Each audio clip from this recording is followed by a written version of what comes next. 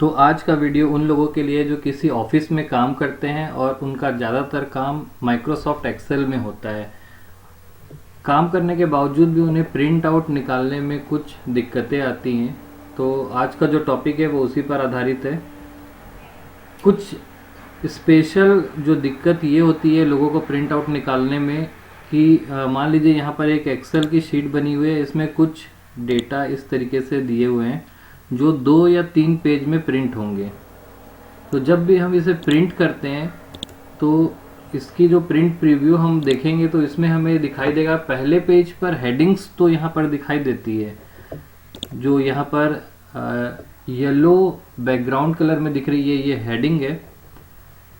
लेकिन next page पर वो हेडिंग नहीं आती है।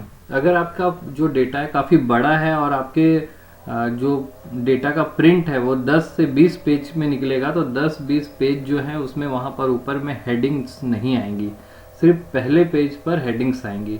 तो ये जो प्रॉब्लम है इसी को सॉर्ट आउट करने के लिए आज का जो टॉपिक बनाया हुआ है वो देखते हैं। चलिए देखते हैं कि हम पहले पेज की जो हेडिंग है उसको हर पेज पर रिपीट ऑटोमेटिकली कैसे कर सकते हैं। तो इसके लिए आपको क्या क्या स्टेप्स करने हैं देखते हैं। ये आपकी जो शीट बनी हुई है, यहाँ पर आपको सबसे पहले पेज लेआउट टैब में जाना है। आपको ऊपर पेज लेआउट टैब मिलेगा और यहाँ पर पेज सेटअप का ऑप्शन मिलेगा। पेज सेटअप के ऑप्शन को आपको यहाँ से ओपन कर लेना है। पेज सेटअप का जो डायलॉग बॉक्स है ओपन हो जाएगा। आपको यहाँ पर 4 टैब दिखाई दे रहे हैं। आपको करना ये है कि शीट वाला जो टैब है उसको सेलेक्ट करना है। यहाँ पर आपको एक ऑप्शन मिलेगा रोज टू रिपीट एट टॉप। यहाँ पर आपको सेलेक्ट करना है वो रोज को जिसे आपको हर पेज पर रिपीट करना है।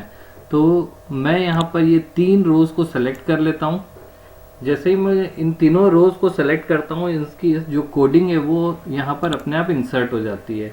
इसके बाद जैसे ही आप ओके करते हैं, अगली बार जब आप प्रिंट करेंगे और प्रीव्यू देखेंगे तो हर पेज पर, जो ये पहला पेज है, हर पेज पर इसकी हेडिंग्स आपको रिपीट होते हुए मिलेंगी। तो इस तरीके से आप जितने भी पेज का डेटा बनाएं हर पेज पर ये हेडिंग्स आपको रिपीट होते हुए मिलेगी। ये सेम उसी तरीके से काम करता है जैसा कि हेडर एंड फुटर काम करता है MS वर्ड में। तो ये वीडियो था उन लोगों के लिए जिनको प्रिंट आउट निकालने में थोड़ी दिक्कत हो रही थी। आज के लिए इतना ही। Thank you.